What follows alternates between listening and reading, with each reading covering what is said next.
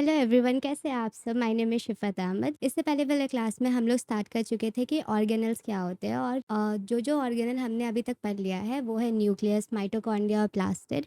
तो आज की क्लास में हम लोग स्टार्ट करने जा रहे हैं एंडोप्लाज्मिक रेटिकुलम। जैसे कि मैंने आपको बताया था कि न्यूक्लियस क्या होता है। Nucleus is a brain of cell, जहाँ से पूरे सेल की वाइटल एक्टिविटी मेंटेन होते हैं। तो न्यूक्लियस के आउटर एनवेलप से ना कुछ ट्यूब्यूल का फॉर्मेशन होता है। वो ट्यूब्यूल न्यूक्लियर के आउटर मेम्ब्रेन पे ही रहते हैं, ठीक है। वो ट्यूब्यूल को हम लोग एंडोप्लाज्मिक रेटिकुलम के नाम से जानते हैं। एंडोप्लाज्मिक रेटिकुलम को शॉर्ट फॉर्म पे ईआर बोलते हैं, ठीक है। एंडोप्लाज्मिक रेटिकुलम नॉर्मली दो टाइप का होता है। कौन कौन से दो टाइप के? एक होता है स्मूथ एंडोप्लाज्मिक रेटिकुलम और दूसरा होता है रफ एंडोप्लाज्मिक रेटिकुलम, ठीक है। अब आपको कैसे पता चलेगा कि स्मूथ कौन सा है, रफ कौन सा है? तो इसका एक बहुत छोटा सा ट्रिक है कि अगर कोई भी एंडोप्लाज्मिक रेटिकुलम पे कुछ आपको प्रोटीन दिखे, उसका सरफेस इर्रेगुलर दिखे, मतलब अच्छे से स्मूथ ना दिखे, तो उसको आप क्या बोलिएगा कि ये रफ एंडोप्लाज्मिक रेटिकुलम है। और जहाँ पर कोई प्रोटीन नहीं दिखे वहाँ पर आप क्या बोलिएगा, ये स्मूथ एंडोप्लाज्मिक रेटिकुलम है। मतलब यहाँ पर पूरा प्लेन है, बस आउटर न्यूक्लियस के आउटर मेम्ब्रेन से जितना भी फॉर्मेशन हुआ है वो ट्यूब्यूल्स है और वहाँ से पूरे स्मूथ एंडोप्लाज्मिक रेटिकुलम का फॉर्मेशन हो रहा है। स्मूथ एंडोप्लाज्मिक रेटिकुलम जो होते हैं वो प्रोटीन सिंथेसिस में हेल्प नहीं करते हैं। Rough endoplasmic reticulum protein synthesis में हेल्प करते हैं। क्यों?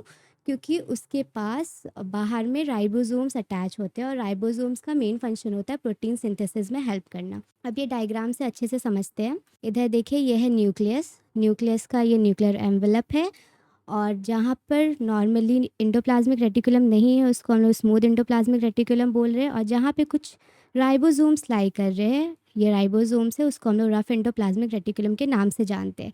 और ये जो स्ट्रक्चर है टिब्यूल टाइप का एंडोप्लाज्मिक रेटिकुलम में, इसको हम लोग सिस्टर्नाई के नाम से जानते हैं, ठीक है।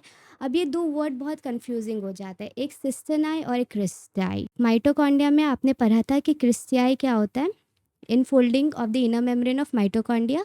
और एंडोप्लाज्मिक रेटिकुलम में आपको पता है कि यहाँ पे सिस्टर्नाई है। ये दोनों अलग अलग चीज़ है, तो आपको एकदम अच्छे से याद रखना होगा कि सिस्टर्नाई एंडोप्लाज्मिक रेटिकुलम में है और क्रिस्टाई जो है वो माइटोकॉन्ड्रिया के इनर मेम्ब्रेन का इनफोल्डिंग है, ठीक है। तो होप्स तो आपको अच्छे से समझ आया होगा कि एंडोप्लाज्मिक रेटिकुलम क्या होता है, इसका मेन फंक्शन क्या है। इसका मेन फंक्शन प्रोटीन सिंथेसिस में है और ये आउटर बाउंड्री है रफ न्यूक्लियस का, ओके। अब एंडोप्लाज्मिक रेटिकुलम कंप्लीट हो चुका है, तो नेक्स्ट टॉपिक पे मूव करते हैं। वो टॉपिक का नाम है गोल्गी बॉडीज़। आपको ना अभी हम आज 4 ऑर्गेनल पढ़ाएंगे। वो 4 ऑर्गेनल आपस में इंटरकनेक्टेड है, कुछ ऐसा नहीं है ये ऑर्गेनल को सेपरेट पढ़ने से हम पूरा वो ऑर्गेनल के बारे में अच्छे से जान सकते हैं, ठीक है। इसलिए आज का क्लास एक सेपरेट पे है कि आपको 4 ऑर्गेनल पढ़ा है, चारों ऑर्गेनल एक से निकल रहा है तो दूसरे में हेल्प कर रहा है, फिर उससे निकल रहा है तो तीसरे में हेल्प कर रहा है। तो उसमें जो सेकंड ऑर्गेनल है वो है गोल्गी बॉडीज़। गोल्गी बॉडीज़ अगर एक सेल है, सेल के अंदर न्यूक्लियस है, फिर उसके बाद ये एंडोप्लाज्मिक रेटिकुलम है, ठीक है। एंडोप्लाज्मिक रेटिकुलम क्या करता है ना कि कुछ वेसिकल्स को रिलीज़ करता है। ये वेसिकल्स अपने अंदर कुछ पार्टिकल्स लेके चलते हैं, फिर उसके बाद वो गोल्गी बॉडी से, ये गोल्गी बॉडीज़ है, ठीक है। ये ट्यूब जैसा स्ट्रक्चर होता है, यहाँ पर जाते हैं और उसके बाद यहाँ से बाहर निकल जाते हैं, ठीक है। तो ऐसा ट्यूब लाइक स्ट्रक्चर को हम लोग गोल्गी बॉडीज़ बोलते हैं। अब गोल्गी बॉडीज़ काम क्या करता है? गोल्गी बॉडीज़ का मेन काम होता है ना कि वो सारे डर्ट को, सेल के अंदर जितने सारे डर्ट है उसको स्टोर कर ले और स्टोर करके उसको कोई और फॉर्म में कन्वर्ट कर दे, ठीक है। तो डेफिनेशन देखते हैं। The parallelly arrange membrane born cytoplasmic bodies near the nucleus and participating in the secreting process of a cell are known as Golgi bodies। यहाँ पे secreting लिखा है, दो टर्म आता है, एक होता है secreting और एक होता है absorbing। यहाँ से बहुत confusion generate होता है। तो सबसे पहले आप secreting और absorbing का मतलब जान लो। secreting मतलब अगर हम अपने बॉडी से कुछ बाहर निकाल रहे हैं तो उसको हम लोग सिक्रेशन का प्रोसेस बोलते हैं। वही अगर हम लोग कुछ अपने बॉडी के अंदर ला रहे हैं तो उसको अब्जॉर्प्शन बोलते हैं, ठीक है।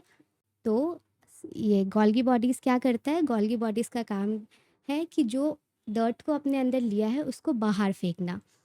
और गोल्गी बॉडीज़ एनिमल सेल्स में ज़्यादा होता है और प्लांट सेल में थोड़े से कम होते हैं। और जो प्लांट सेल में जो गोल्गी बॉडीज़ होता है उसका एक स्पेसिफिक नाम होता है, उसको हम लोग डिक्टोयोजोम के नाम से जानते हैं। इससे क्वेश्चन आता है तो आप इसको पॉइंट करके रखिएगा। होप्स तो आपको गोल्गी बॉडीज़ अच्छे से समझ आया होगा। अब हम लोग जाते हैं नेक्स्ट ऑर्गेनल पे, जिसको लाइजोसोम्स बोलते हैं। लाइजोसोम्स भी गोल्गी बॉडी से निकलता है, ठीक है। लाइसोसोम एक ऐसा स्ट्रक्चर है ना, ये नॉर्मली गोल-गोल टाइप में होते हैं और इसके अंदर कुछ एंजाइम्स होते हैं। ये जो होता है गोल्गी बॉडी को फेस करते हुए उसके अंदर से निकलता है, इसलिए बोलते हैं कि गोल्गी बॉडी क्या करता है, सिक्रीटिंग प्रोसेस में काम करता है। क्या चीज़ का सिक्रीशन करता है ये? लाइसोसोम का सिक्रीशन करता है। लाइसोसोम के अंदर वो कुछ एंजाइम डाल के रहता है और वो एंजाइम को हम लोग हाइड्रोलाइटिक एंजाइम के नाम से जानते हैं, ठीक है। डेफिनेशन पे आते हैं लाइसोसोम का। The single membrane includes tiny sphenoid मतलब गोल सा irregular vesicles containing hydrolytic enzyme, hydrolytic मतलब पानी वाला enzyme, which help in both extracellular and intracellular digestion are known as lysosome. अब यहाँ पे बात आए कि एक्स्ट्रा सेलुलर और इंट्रा सेलुलर का मतलब क्या है। एक्स्ट्रा सेलुलर मतलब अगर सेल के बाहर कुछ निकल रहा है उसको हम लोग एक्स्ट्रा सेलुलर डाइजेशन बोलते हैं, और अगर सेल के अंदर कुछ आ रहा है उसको हम लोग इंट्रा सेलुलर बोलते हैं। ये वाला प्रोसेस देखिए, ये लाइसोसोम है। लाइसोसोम ये सेल मेम्ब्रेन है, सेल मेम्ब्रेन में जाता है, ये ऐसे करके घुस जाता है, फिर उसके बाद इसमें जो हाइड्रोलाइटिक एंजाइम है वो सेल के बाहर रिलीज कर देता है। ये वाले प्रोसेस को हम लोग क्या बोलते हैं? It is extra cellular. वही अगर कुछ वेसिकल्स बाहर से सेल मेम्ब्रेन के अंदर आए और अपना ऐसे आकर कुछ और वेसिकल्स बना दिए, उसको हम लोग इंट्रासेलुलर के नाम से जानते हैं। अब एक सिस्टम आ गया पूरा। सबसे पहले हमने पढ़ा था कि एंडोप्लाज्मिक रेटिकुलम किसे बोलते हैं, फिर उसके बाद एंडोप्लाज्मिक रेटिकुलम कुछ वेसिकल्स रिलीज कर रहे थे, वो वेसिकल्स गोल्गी बॉडीज से जाके टकरा रहा था। गोल्गी बॉडीज के अंदर कुछ मटेरियल्स थे, कुछ डर्ट्स थे सेल के, उसके बाद वो गोल्गी बॉडीज वो सारे मटेरियल को ट्रांसफ़र कर करके कुछ स्ट्रक्चर बना रहे थे। वो स्ट्रक्चर को लाइसोसोम के नाम से जानते हैं। वो लाइसोसोम सेल मेम्ब्रेन से अटैच होता है और एक्स्ट्रा सेलुलर डाइजेशन में हेल्प करता है। ये पूरा एक सिस्टम हो गया ना। यहाँ पे 4 ऑर्गेनल पार्टिसिपेट किए। कौन से 4? एक हो गया endoplasmic reticulum, vesicles, Golgi bodies और लाइसोसोम। यहाँ पे वेसिकल्स को उतना ध्यान नहीं रखते क्योंकि ये मेन ऑर्गेनल पे नहीं आता। ये वाले सिस्टम को हम लोग एंडोमेम्ब्रेन सिस्टम के नाम से जानते हैं। एंडोमेम्ब्रेन सिस्टम के नाम से जानते हैं और जनरली इसको GERL सिस्टम भी बोला जाता है। GERL मतलब गोल्गी बॉडी, एंडोप्लाज्मिक रेटिकुलम और लाइसोसोम सिस्टम, ठीक है। होप सो आपको बहुत अच्छे से समझ आया होगा कि एंडोप्लाज्मिक रेटिकुलम, गोल्गी बॉडीज और लाइसोसोम होता क्या है। इसका एक कोऑर्डिनेटेड फंक्शन है, वो कैसे करके सेल के डाइजेशन में हेल्प करते हैं। लाइसोसोम का कुछ और एक्स्ट्रा फंक्शंस होता है, कुछ और एक्स्ट्रा स्ट्रक्चर्स होते हैं, तो उसको भी अच्छे से पढ़ लेते हैं हम लोग, ठीक है। तो पहला फंक्शन देख लीजिए, lysosome help in the cellular digestion, जो आपको मैंने अच्छे से बता दिया कैसे डाइजेशन हो कैसे रहा था। Lysosome help in autolysis, digest various organelle of the cell. मतलब लाइसोसोम ना कुछ ऐसा भी काम कर देता है कि सेल में बहुत सारे ऑर्गेनल्स होते हैं उसको भी डाइजेस्ट कर देता है। इसलिए लाइसोसोम को कभी कभी हम लोग बोल देते हैं कि ये एक सुसाइडल बैग है, जो भी ऑर्गन इसके पास आएगा वो खुद ब खुद मर जाएगा। तो lysosome is also referred as a suicidal bag of a cell. Hope so अच्छे से समझ आया होगा ये पूरा सिस्टम। तो मैंने आपको बता दिया कि GERL सिस्टम क्या होता है। ये कोऑर्डिनेटेड सिस्टम है जहाँ से डाइजेशन का प्रोसेस स्टार्ट होता है और नॉर्मली वहाँ पे प्रोटीन सिंथेसिस भी हो रहा है, ठीक है। अब एक एडिशनल ऑर्गेनल पढ़ लेते हैं जिसका नाम है वैक्यूल। वैक्यूल जानने से पहले ना नॉर्मल एक डेली लाइफ का एग्जांपल देते हैं। अगर आप कोई एक लीव ले लो, लीव को पानी में डाल दो, क्या होता है? वो लीव पूरा पानी के अंदर चले जाता है? नहीं ना। क्यों? क्योंकि उसमें एक स्पेसिफिक ऑर्गन होता है, वो ऑर्गन को हम लोग वैक्यूल बोलते हैं। उसमें गैस भरा होता है और गैस कभी पानी के अंदर नहीं जा सकता है। अगर आप कोई बैलून को पानी के अंदर डालोगे वो बैलून अंदर जाएगा नहीं ना, वो ऊपर आ जाएगा। वैसे ही काइंड ऑफ ये ऑर्गेनल होता है जो कोई भी चीज़ को पानी के अंदर नहीं जाने देगा।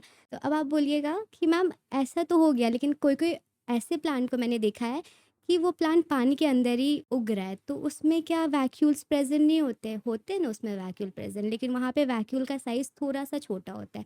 इसके वजह से वो पानी में अच्छे से उग सकते हैं। और कोई कोई प्लांट जो बाहर उग रहे हैं, जैसे कि मैंगो का ट्री देख लो, उसका लीफ कभी पानी में नहीं डूब सकता।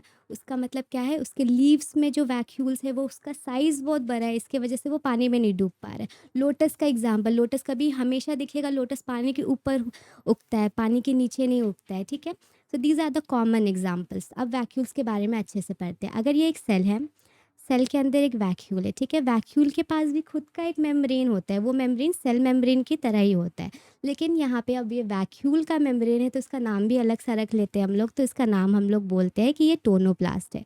और वैक्यूल के अंदर का जो स्पेस होता है उसको हम लोग सेल सैप के नाम से जानते हैं, ठीक है।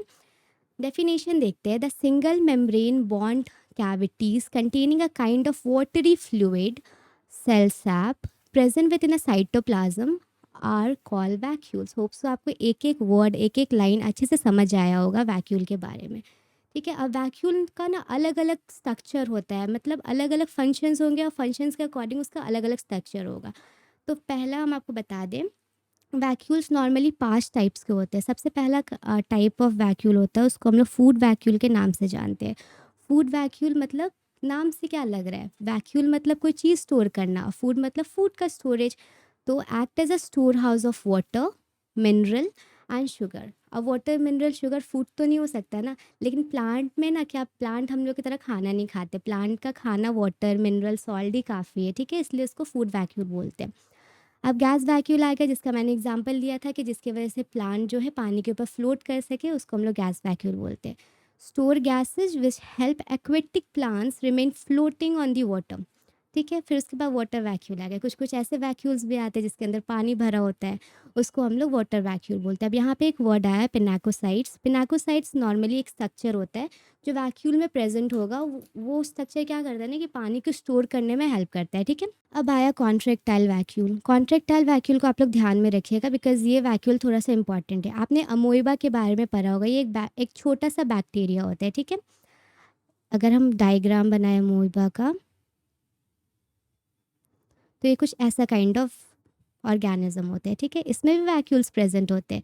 ये वैक्यूल को हम लोग कॉन्ट्रैक्टाइल वैक्यूल बोलते हैं। अब ये क्या करता है, कॉन्ट्रैक्टाइल इसका नाम क्यों रखा है, क्योंकि इन्हें ये कॉन्ट्रैक्शन और रिलैक्सेशन करने में हेल्प करता है। अगर अमोइबा को मूव करना हो या फिर अमोइबा को डाइजेशन करना हो, ये तो एक यूनिसेलुलर ऑर्गेनिज्म है ना, तो ये कोई चीज़ बाहर से लेता है, तो ये कॉन्ट्रैक्ट होगा उसका वैक्यूल, फिर उसके बाद इसके मेम्ब्रेन पे जाएगा, फिर उसके बाद बाहर फेंक देगा कोई चीज़। इसमें ऐसा डाइजेशन का प्रोसेस होता है। तो ऐसे काइंड ऑफ वैक्यूल को हम लोग कॉन्ट्रैक्टाइल वैक्यूल बोलते हैं। तो यहाँ पे डेफिनेशन देख ले, contain water which expelled to the outside by इस कॉन्ट्रैक्शन एंड रिलैक्शन, और इसका एग्जाम्पल अमोइबा है, इसको याद रख लीजिएगा। ठीक है, अब दूसरा वैक्यूल आया, उसको हम लोग एक्सक्रीटरी वैक्यूल बोलते हैं। Contain excretory product, gas etcetera, maintain the cell turgidity. ये वैक्यूल क्या करता है ना कि सेल का टर्जिडिटी मेंटेन करने में हेल्प करता है। अब टर्जिडिटी क्या होता है, टर्जिडिटी मतलब सेल का एक प्रॉपर शेप हो गया। सेल प्लांट सेल में एक प्रॉपर शेप होता है ना, हेक्सागोनल, जैसे मैंने आपको बताया था। तो एक्सक्रीटरी वैक्यूल का वही काम होता है कि सेल को एक अच्छा टर्जिडिटी प्रोवाइड करना। ओके, तो आज की क्लास का लास्ट टॉपिक पे जाते हैं। आज की क्लास का लास्ट टॉपिक है, उसको बोलते हैं राइबोसोम। राइबोसोम का फंक्शन मैंने आपको पहले ही बता दिया था कि प्रोटीन सिंथेसिस में हेल्प करता है। अब जब प्रोटीन सिंथेसिस में हेल्प कर रहा है, प्लांट को थोड़ा सा खाना पीना दे दे रहा है, तो इसके बारे में भी पढ़ लेना चाहिए ना। तो पहले डेफिनेशन देते हैं आपको अच्छे से, फिर उसके बाद बताते हैं इसका स्ट्रक्चर बताएंगे, फिर बहुत ज़्यादा मज़ा आने वाला है। मतलब ये सबसे इंटरेस्टिंग ऑर्गेनल है एक सेल का। ठीक है, तो डेफिनेशन देखें, राइबोसोम्स आर नन मेम्ब्रेन। सबसे पहले तो हर ऑर्गेनल जो भी मैंने आपको पढ़ाया सब में मेम्ब्रेन था, सिंगल मेम्ब्रेन हो या फिर डबल मेम्ब्रेन। लेकिन राइबोसोम एक ऐसा स्ट्रक्चर होता है ना जिसमें कोई मेम्ब्रेन पाया नहीं जाता, ये खुला खुला घूमता है सेल में। ये स्मॉल होता है, बहुत छोटा सा दिखाई देगा और डेंस होगा। ऐसा नहीं कि छोटा है कि मतलब इसका कोई इंडिविजुअलिटी नहीं है, ये डेंस है, छोटा है, गोल सा है, ग्रैनुलर है पार्टिकल, और नॉर्मली ये प्रोटीन सिंथेसिस में हेल्प करता है, इसलिए इसको राइबोन्यूक्लियर प्रोटीन के नाम से जानते हैं। ठीक है, अब आया इसका स्ट्रक्चर। स्ट्रक्चर देखिए, राइबोसोम ना नॉर्मली 2 सब यूनिट से मिलके बना होता है। सब यूनिट क्या होता है, सब यूनिट मतलब 2 cup shape kind of unit से मिलके बना होता है। ठीक है, ये पहला सब यूनिट, ये दूसरा सब यूनिट। पहला सब यूनिट जो होता है थोड़ा लार्ज होता है और दूसरा सब यूनिट थोड़ा सा स्मॉल होता है, दोनों जॉइंट होते हैं। ठीक है, अच्छे से स्ट्रक्चर बताते हैं। लार्ज सब यूनिट, स्मॉल सब यूनिट। मैं आपको आगे बताऊंगी कि यूकैरियोटिक और प्रोकैरियोटिक सेल क्या होता है, लेकिन अभी ध्यान में रखो कि यूकैरियोटिक सेल का मतलब क्या होता है ना, यूकैरियोटिक सेल का मतलब जिसमें most of the organelles present हो। ठीक है, जिसमें न्यूक्लियस जो हो उसमें मेम्ब्रेन हो, डबल मेम्ब्रेन हो। ठीक है, और प्रोकैरियोटिक सेल का मतलब क्या होता है, जिसमें ज़्यादा ऑर्गेनल प्रेजेंट नहीं हो। इसमें बस अगर न्यूक्लियस भी प्रेजेंट हो ना, तो न्यूक्लियर के ऊपर भी मेम्ब्रेन नहीं हो। ठीक है, तो इसको प्रोकैरियोटिक सेल बोलते हैं। तो राइबोसोम ना यूकैरियोटिक और प्रोकैरियोटिक सेल दोनों में अलग अलग प्रेजेंट होता है। तो देख लिए, सबसे पहले हम यूकैरियोटिक सेल के बारे में बात करें। यूकैरियोटिक सेल में राइबोसोम कैसा होता है, ये लास्ट सब यूनिट है, ये स्मॉल सब यूनिट है। दोनों आपस में जॉइंट होते हैं, ठीक है। लास्ट सब यूनिट ऑफ यूकेरियोटिक सेल ये 60s और 40s से मिलके बनता है, ठीक है। ये दोनों जॉइन हो गए। जैसे नॉर्मली हम लोग को डेली लाइफ में कुछ चिपकाना हो तो उस वहाँ पे हम लोग को फेविकॉल का ज़रूरत पड़ता है ना, तो सेल में भी ये दोनों को अगर चिपकाना हो तो यहाँ पे भी एक चीज़ का ज़रूरत पड़ता है, उसका नाम है Mg+, ठीक है। Mg+ की वजह से ये दोनों आपस में जुड़ेंगे। लेकिन अल्टीमेट रिजल्ट ये क्या देते हैं ना, 60 + 40 = 100, लेकिन यहाँ पे 80s होता है, क्यों? इसका रीज़न आप पॉज़ करके हमको 1 सेकंड में बताइए, बड़ा मज़ा आएगा। तो आपने ट्राई किया होगा, अब मैं बता देती हूँ। एक्चुअली क्या होता है ना कि जब ये दोनों आपस में जॉइंट होते हैं तो लार्ज सब यूनिट और स्मॉल सब यूनिट आपस में थोड़े अंदर-अंदर घुस जाते हैं। इसके वजह से इसका कुछ पार्ट दिखता नहीं है। इसकी वजह से हम लोग बोलते क्या है कि 80s है। अब यहाँ पे एस क्या है? एस मतलब हम लोग सेडिमेंटेशन कोएफ़िशिएंट इसको बोलते हैं, सेडिमेंटेशन कोएफ़िशिएंट या फिर सेडबर्ट कांस्टेंट के नाम से भी जाना जाता है, जो मैंने आपको पहले बताया था, ठीक है। इसलिए बोल रही हूँ मैं आपको, पहले का लेक्चर देख कर आइए।